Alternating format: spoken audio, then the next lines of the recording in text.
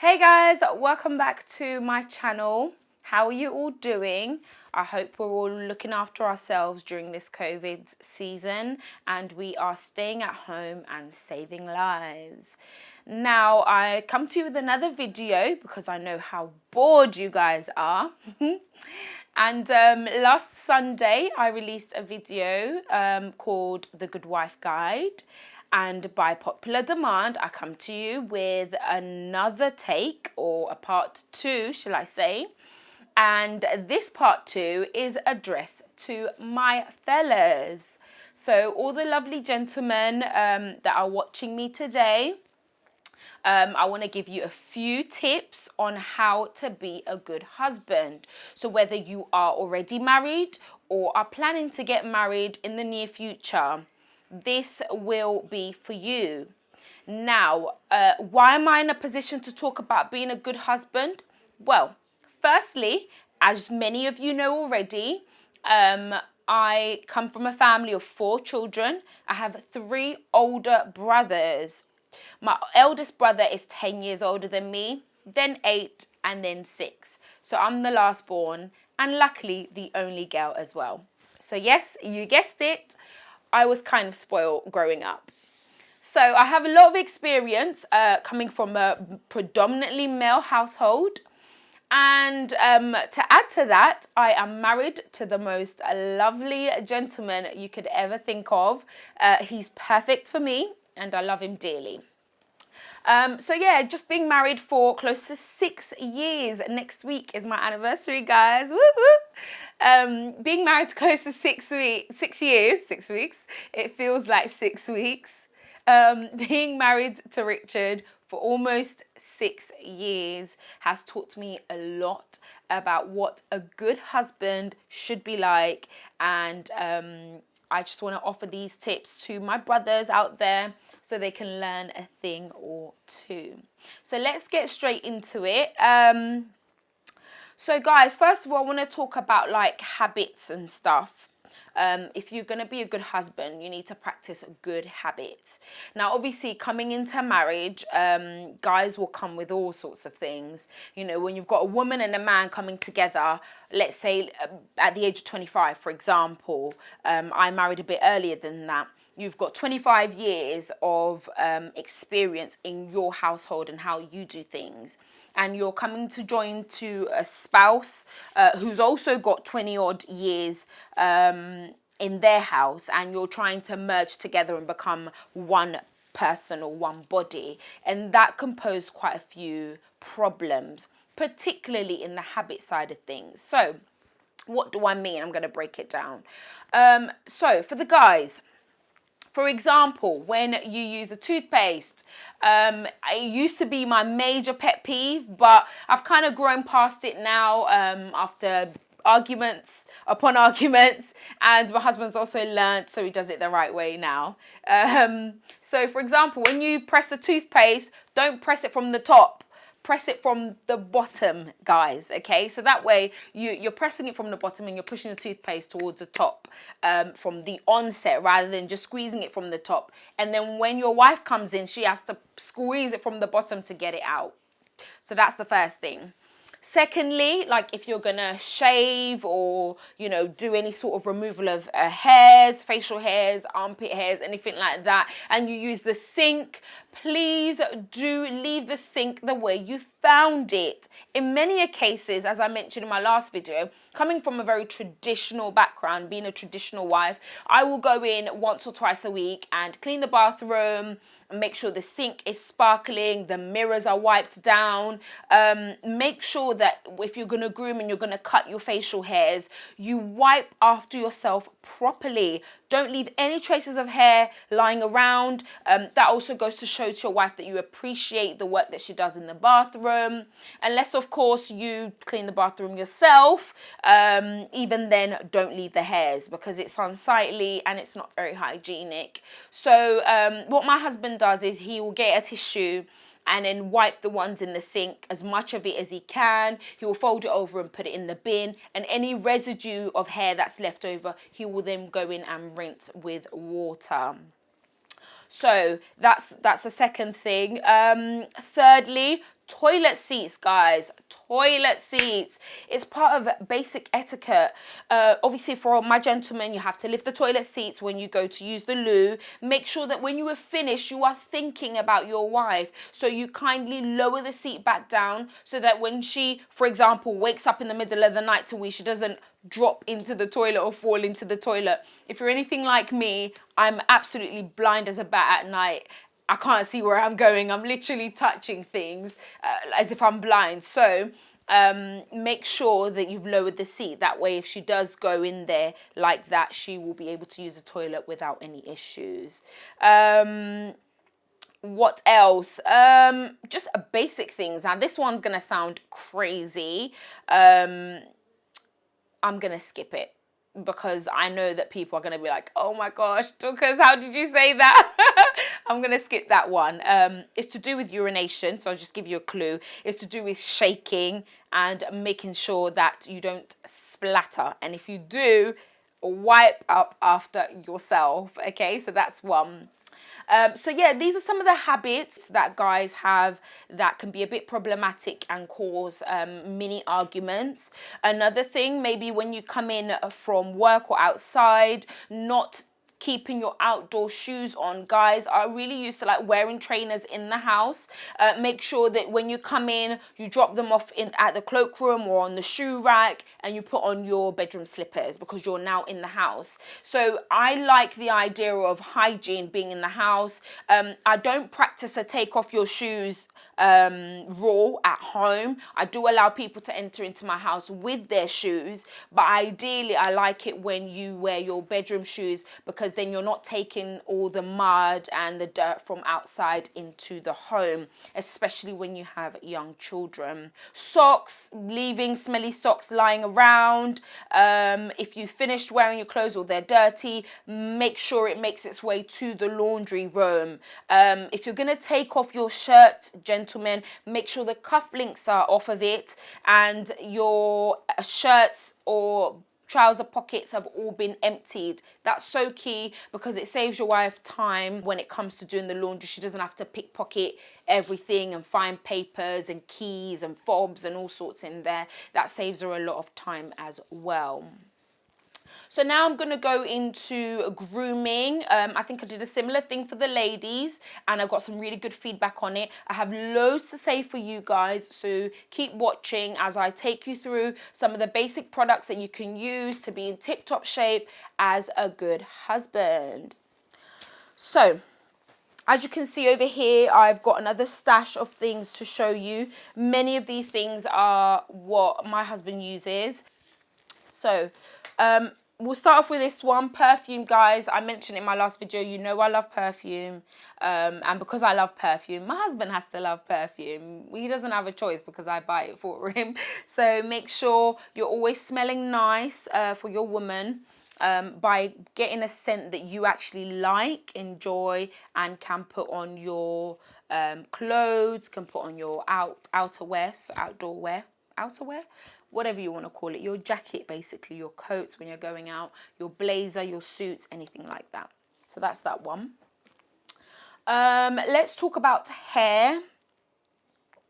So over here, I've got Dax. As you know, we've got this really curly hair, has in many cases a natural wave pattern.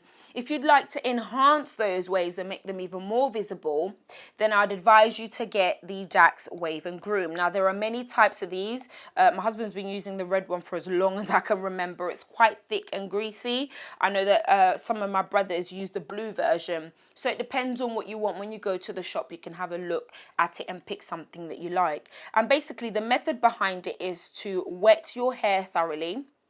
And then whilst it's still quite moist, after you've patted it dry with a towel and it's still quite moist, you apply the Dax cream. So you apply a pea-sized amount into the hand, you rub it around until it's really nicely absorbed, and then you put it in your hair in a forward motion. Now, guys, I had to learn this. I remember when I was first dating my husband, I always used to push his hair backwards and he hated it. Like when I run my fingers through his hair, he hated it. He was always like, hey, it's got to go forward. So I've had to learn that. So from this bit, the middle bit, up to the forehead needs to be brushed forwards, and then from that middle bit downwards needs to be brushed backwards. So you wet your hair, you apply the Dax cream. Let me put that over there. Then you use a brush that looks like this. Now, for the women, we usually use paddle brushes. This is a much harder brush. Bristle brush, I believe it's called. You'll find these in any of the like afro shops and stuff. You then use that to brush the hair thoroughly to sort of loosen the curls in the hair. And then, oh thou beloved, do-rag or some sort of cap, any type of cap that you can put over the hair just to settle the waves and keep it nice and moisturized. You can do this before your shower. After the shower, you get dressed, and then by the time you get dressed, you take it off. So it's probably been on your head for about half an hour at the minimum, or at the least, and that will help to really cement the waves. And when you take it off, you get these really nice defined waves. Of course, I do appreciate that it's not everybody that wants waves. Some people have high tops, some people have afros, some people just, you know, but if your hair is level 1 and you would like to accentuate your natural waves, then this process is for you. Right, this is a clipper, guys. I would advise everybody to invest in one if you don't have one.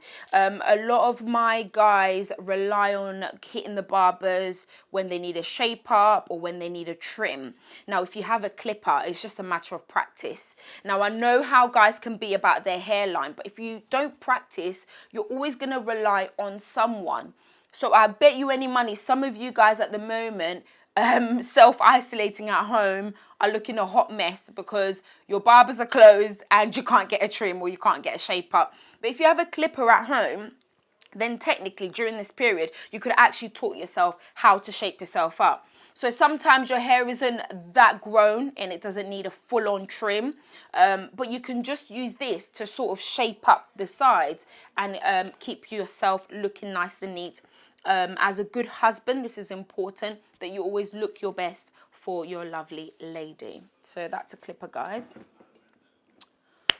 Right, shampoo. I'm going to talk about shampoo. This particular one is an anti-dandruff shampoo. Another good shampoo that we've currently run out of, but I know my husband uses, is the Head and Shoulders. It's fantastic if you've got dandruff.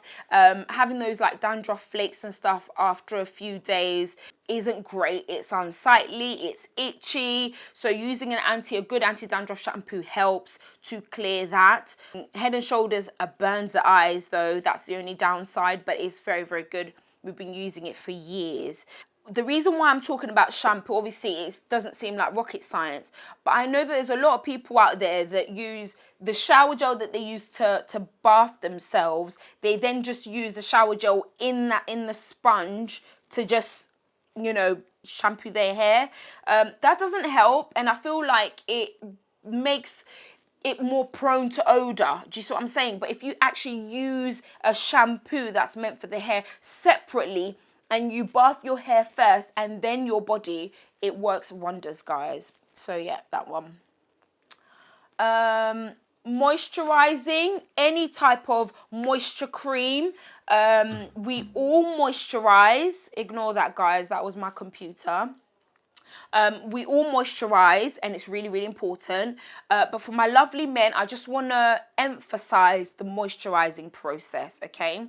We don't just do our face. A lot of us guys do our face and leave our body, or we literally cream very, very quickly and we're not paying attention to the vital areas. It's so important because then you start to get darkening. You see, I have a bit of darkening that I'm working on at the moment, and that happens when you're going days and days without actually paying attention to your moisturizing process. And obviously during the winter as well, our skin can be quite dry, we can have hyperpigmentation and so on. So having a really good moisturizing routine helps. It means that your skin is going to be soft, it's going to be even, and it's going to be pleasing to look at for your wife. Okay, so find a moisturizing cream that works for you and stick with it. Make sure you get into all the crevices and you look your best. I've got a deep pore charcoal cleanser over here. Cleansers, guys, a lot of us do not cleanse. It's so important, guys, for you to cleanse your skin, because your skin goes through so much. Even just waking up, going to work and coming back, you'd be surprised at how much dirt has collected on the skin. Now, mostly for us ladies, we're very used to it because many of us apply makeup, so we know the dirt and grime that can be trapped in the skin. But I think that guys miss this vital step. They literally bath, cream, and they're out the house. Cleansing will change your life. Now, there's a reason why I got the charcoal one, two reasons. It's fantastic. It's very tingly when you first put it on your skin. So you wet the skin and then you put it in until you reach a really nice rich lather. You leave it on for about a minute or two and then you rinse it off. So that tingly feeling helps you to know that it's actually working. It's quite invigorating and I'd highly recommend it. There are many brands, not necessarily bio or any type of brand will work. Second reason, guys, is that it's charcoal, so therefore it's a dark black color. So for those of you who cannot bear to see what's on the other side or what's under the skin that's going to be coming out, it's going to be mixed with the blackness of this, so it won't matter. For us ladies, we're used to it. we don't get a shock when we see or take off our makeup, but for guys, I think this is great. Then over here, guys, I've got a benzoyl peroxide. This is 2.5%. Now this, guys, is really good if you suffer from bumps, shaving bumps, razor bumps, anything like that. It's fantastic. You apply a very thin layer on the surface of the skin where the bumps are, and after about 10 to 15 minutes, when it's dried out, you then apply a good amount of moisturizer. So obviously, if you're always shaving, the skin can become quite inflamed, quite irritated, quite red. So this really works to help to cool the bumps. It minimizes the aggressive look of it. And I know because my husband's used this, that's why we have it in the house, it works great. The only downside of it is it can make your skin very dry. So it's important that you do not miss the moisturizing step. And also, anything that it comes into contact with, it can bleach. So for example, if you, after using it, use a towel to pat the area dry, if the towel isn't white, it will bleach it and change its color. But other than that, I highly recommend benzoyl peroxide if you suffer from razor bumps.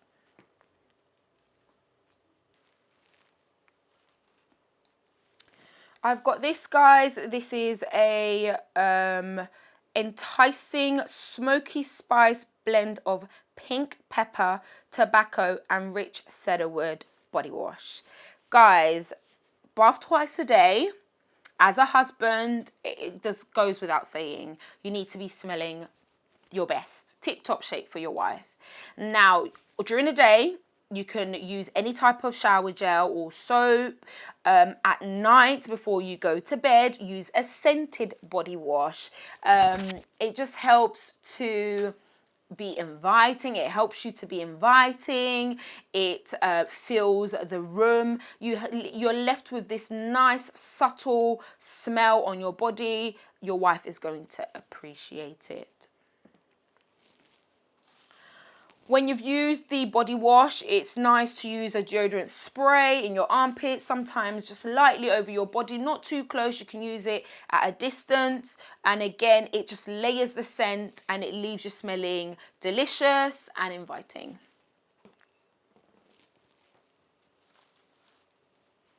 Now, this is like a flannel, okay, but I brought it to represent a towel, only because my towels are giant and you're not going to see it on the screen anyway. But I brought this because I just want to emphasize the importance of actually using a white or cream towel, guys. Now, I'm saying this because a lot of you used color towels, and sometimes for a whole month, you've not even changed your towel. So all of that dirt, all that dead skin cells that's coming off your body after you've taken a shower, is collecting in the towel day in and day out for longer periods of time than it needs to. So in my house, I predominantly have white or cream towels. Sometimes my husband hates it, but he's become quite used to it now. And the purpose for that is you will see when it gets dirty. It's easier to see in a white or cream towel when it is time to change your towel and throw it in the wash. So I would highly recommend that. Go away from the dark, the black, the brown and the grey towels, because it's going to be collecting all the dirt and you're not going to bother or think to change it because you can't really see the dirt. But this is psychological. When you can see the dirt, you're more likely to put it in the washing machine and use a new one.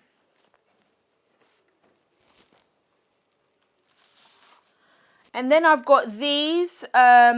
This is a rough skin remover, and this is a, I don't actually know what this is called, guys, but it's like a file, foot file. Foot file? I think it's called a foot file. Let's just call it a foot file. So basically, you apply a rough skin remover onto the soles of your feet and you massage in thoroughly. Then during the night, you apply socks on your feet and you sleep with your socks on. By the morning, the sole of your foot would have soaked in the moisture from the cream. And then you use the foot file in the shower. And guys, I'm telling you, this is life-changing. If you've never done it before, try it. When you do try it, go and sleep next to your wife, rub your feet on hers, come up towards the legs, and I promise you, she's going to appreciate it. She's going to show signs that that effort is going to pay off, guys. Trust me. I know, because Richard's tried it. Okay. Then that brings me on to Oh Good Vaseline. Guys, we need to keep the lips moisturized, especially if you're going to go in for a cheeky kiss. Again, I'm talking to husbands, not boyfriends or illegal relationships.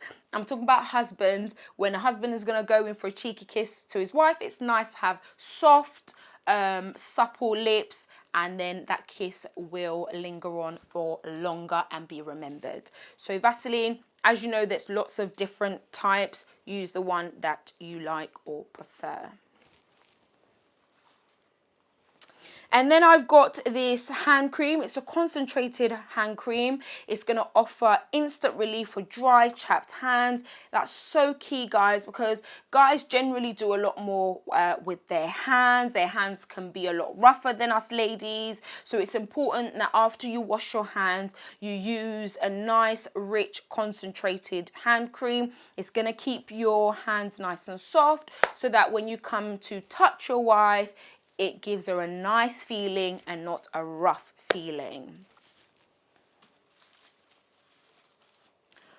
This is Sure for Men, guys.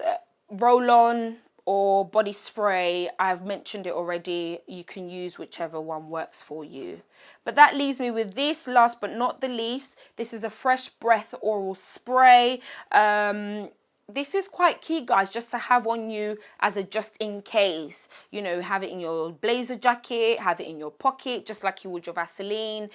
Just in case you need to freshen up your breath, something like this is great. 2 sprays on the side, no one will know, and you have nice fresh breath for when you need to speak to someone, particularly just in bed before anything goes down in the marriage bed. So yeah, guys, that's all from me. These are the tips I bring you, my brothers, to help you to be a good husband. For those of you who are thinking of getting married soon, so you can start practicing these tips so they become habitual. And I promise you guys, your wife will appreciate it. Until next time, guys, don't forget to comment, like, share this video, and subscribe to my YouTube channel, IMFL, and I'll see you guys next time. Stay blessed.